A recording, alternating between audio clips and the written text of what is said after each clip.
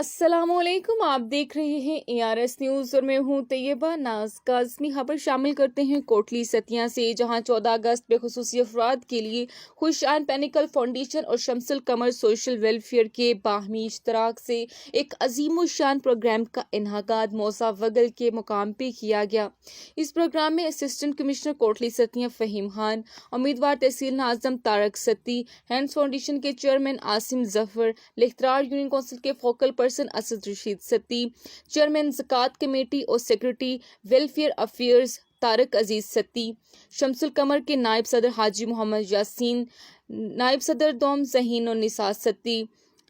Mukhtar Ahmad sati, voice of special person کے صدر نبیل ستی، press club Kotli ستیاں رسالت علی چشتی، قومی شاعر احمد ستی اور شباز چوہان کے ساتھ ساتھ بڑی تعداد میں لوگوں نے شرکت کی۔ اس موقع پر 25 ویل چیئرز خصوصی افراد میں تقسیم کی گئی، جو کہ شمس القمر سوشل ویلفیئر آرگنائزیشن برائے خصوصی افراد کے صدر عزیز الرحمان عباسی اور پینیکل فاؤنڈیشن کے صدر اعجاز شاہین کے باہمی اشتراک سے، ہینڈز فاؤنڈیشن کے خصوصی تعاون سے تحصیل کوٹلی ستیاں کے خصوصی افراد کے لیے ایک بڑا تحفہ دیا گیا۔